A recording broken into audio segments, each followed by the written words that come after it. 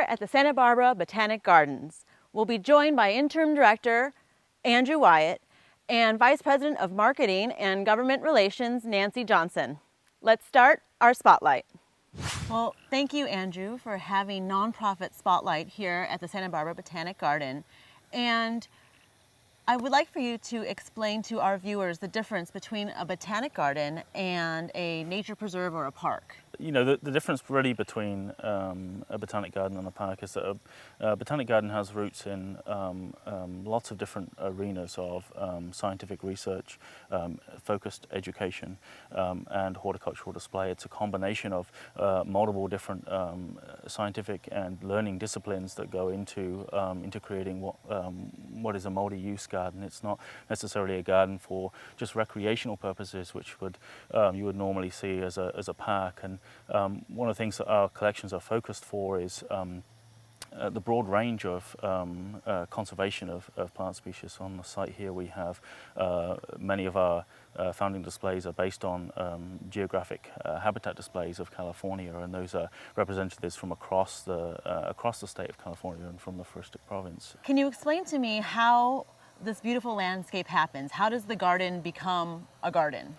Well, you know, everything you see here is purposeful. It's a landscape garden, and basically the process we have, we're an accredited museum, so one of only 35 nationally, and what that means is we meet the highest criteria in our collections and programs management, and the way that we implement those programs means that we qualify for this for the honor of being included in on a national level as the quality of our programs.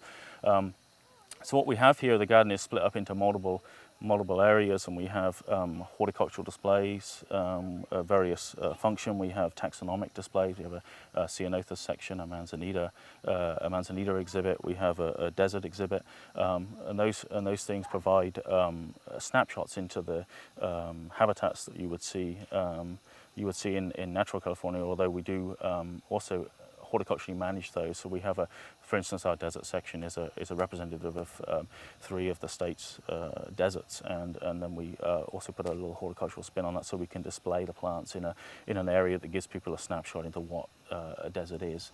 The meadow here is a compilation of horticultural creation of plants that you would expect to see in a meadow, of grasses and annuals, and we plant some 3,000 plants into the grounds every year to create what people see. The process that we have is all this stuff is documented, so when we collect things from the wild, it all gets documented into our computer databases, and we can track back individual specimens that we have in the grounds, and it allows us to manage our collections on the ground. So multiple levels go into what you're looking at here on the garden's grounds. Well, thank you, Andrew, for talking with us today. And as you mentioned before, you have a wealth of knowledge when it comes to this garden, and we encourage our viewers to come down and talk to you and learn all about the Botanic Garden. And at this time, we're going to be talking with Nancy Johnson. So thank you so much. Thank you. Well, thank you, Nancy, for joining us. And I'm wondering if you could explain for our viewers, who I'm sure have heard a bit about it, why is the building project necessary here at the garden? Well, it's a very good question. And Andrew had already explained that we're a botanic garden and what that means. And as such, we have an educational and scientific component to our mission. We teach, we do research, we have collections that need protection, we have a quality, highly professional staff that needs quality workspace. And that's what this building project is about. It's about protecting our valuable collections of library books, our herbarium specimens, having decent laboratories for our very well-qualified scientists, having excellent educational space for children and adults for the classes that we teach, and quality workspace for our entire staff. And we have not had any of those new buildings in so many years, we can hardly count at this point. And it's a modest project to provide those very things. How old are some of the oldest buildings here at the Botanic Garden? Well, some of the oldest buildings are almost as old as the garden, okay, in the 80s. So those are the smaller buildings. The buildings that you see mostly were built in the 40s, okay, 50s, and 60s. Our library is a great example. It's an excellent library for botany, horticulture, for the everyday gardener. It's one of the finest collections on the Central Coast of all of those kinds of books. Plus, we have a rare book collection. We have original Captain Cook diaries, original Origins of the Species. So these books are of great value, and they need to be preserved properly, and they also need to be accessible by the public because we serve the public. That's what we do. How might our viewers go about visiting the Botanic Garden?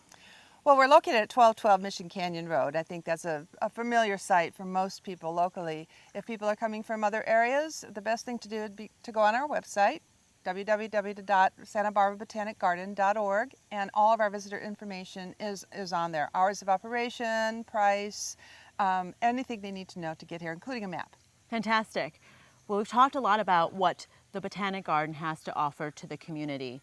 How can the community, our viewers, help support the Botanic Gardens? What resources do you depend on from the community, and how can people get involved, possibly volunteering, donations? That's a very good question. I thank you for asking.